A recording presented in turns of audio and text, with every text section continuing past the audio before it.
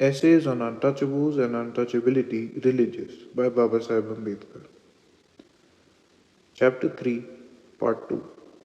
In how many years and after what expenditure? As to expenditure, it is not possible to give any accurate figures. Mr. George Smith, in his book on the conversion of India, published in 1893, gives statistics which serve to give some idea of the resources spent by Christian nations for missionary work in heathen countries. This is what he says. We do not take into account their efforts, vigorous and necessary, especially in the lands of Asia and North Africa, occupied by the Eastern churches for whom Americans do much, nor any labors for Christians by Christians of a purer faith and life.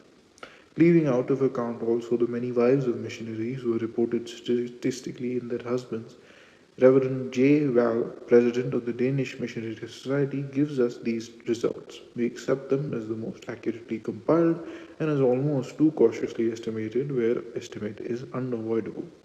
In Turkey and Egypt only, work among the Muslims is reckoned. 1890-1891 income, English money. £2 million, 412,938, 2,749,340 pounds. Missionaries, 4,642, 5,094. Missionaries unmarried ladies, 2,118, 2,445. Native ministers, 3,424, 3,730. Other native helpers, 36,405, 40,438. Communicants, 966,856, 1,168,560. We abstain from estimating in detail the results for 1892 as they are about to appear, and still less for the year 1893, but experts can do this for themselves. This only we would say that the number of native communicants added in those 2 years has been very large, especially in India. Allowing for that, we should place them now at 1,300,000, which gives us a native Christian community of 5,200,000 gathered out of all non-Catholic lands. Dinwale's statistics are drawn from the reports of 304 mission societies and agencies in 1891, beginning with Cromwell's New England Company from America in 1649. On the following page, the details are summarized from 17 lands of Reformed Christendom.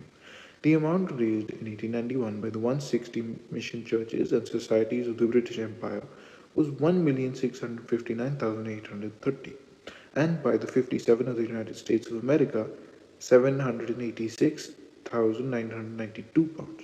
Together, the two great English-speaking peoples spent 2,446,822 pounds on the evangelization of the non-Christian world. The balance 3,02518 was contributed by Germany and Switzerland, Netherlands, Denmark, France, Norway, Sweden, Finland, and in Asia. It is not possible to give any idea of the resources now utilized in the cause because they are not published, but we have sufficient data to know how many years it has taken to produce these 6 millions of converts. Of the first missionary to India who came and sowed there the seed of Christianity, there is no record. It is believed that Christianity in India is of apostolic origin, and it is suggested the Apostle Thomas was the founder of it. The apostolic origin of Christianity is only a legend, notwithstanding the existence of what is called St. Thomas's Mount near Madras, which is said to be the burial ground of the apostle. There is no credible evidence to show that the gospel was even preached in India during the 1st century. There is some evidence to show that in the 2nd century the gospel had reached the ears of the dwellers of the southern Indian coast, among the pearl fishers of Ceylon and the cultivators on the coasts of Malabar and Coromandel. This news, when brought back by the Egyptian mariners, spread among the Christians of Alexandria. Alexandria was the first to send a Christian missionary to India, whose name is recorded in history. He was Pantonus, a Greek Stoic who had become a Christian and was appointed by Demetrius, the bishop of Alexandria, as the principal and sole catechist of the school of the catechumens, which had been established for the instruction of the heathen in the facts and doctrines of Christianity. At some time between the years 180 and 190, the Bishop of Alexandria received an appeal from the Christians in India to send them a missionary, and Pantanus was accordingly sent. How did he how long he was in India, how far inland he traveled, and what work he actually did, there is no record to show. All that is known is that he went back to Alexandria and took charge of his school and continued to be its principal till 211 AD. Little is known of the progress of the gospel in Indian soil through the 3rd century. But there is this fact worthy of notice. It is that when the Council of Nikaka was held in 325 AD after the conversion of the Emperor Constantine Johannes, one of the assembled prelates described himself as Metropolitan of Persian and of the Great India. This fact seems to indicate that there was at that time a Christian church of some bulk and significance planted on the Indian coast.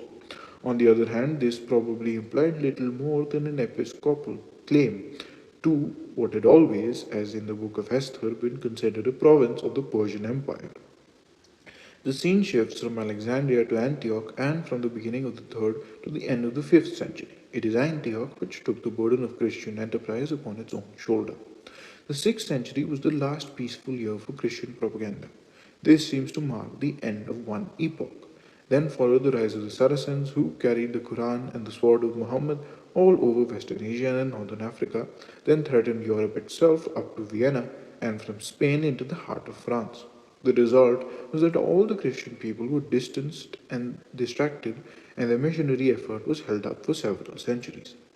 The voyage of Vasco da Gama in the year 1497 to India marks the beginning of a new epoch in the history of Christian missionary effort in India, and the most serious and determined effort commenced with the arrival of the great missionary Francis Xavier in the year 1542. The Portuguese was the first European power in the East, and the earliest efforts of modern times in the direction of Christianizing the natives of India was made under their auspices. The conversions effected under the auspices of the Portuguese were, of course, conversions to the Roman Catholic faith and were carried out by Roman Catholic missions. They were not, however, left long without rivals. The Protestants soon came into the field. The earliest Protestant propaganda was that of the Lutherans, who established themselves in Trankebar in 1706 under the patronage of the King of Denmark. The able and devoted Schwartz, who labored in Trichinopoly and Tanjore throughout the second half of the 18th century, was a member of this mission, which had since, to a great extent, been taken over by the Society for the Propagation of the Gospel.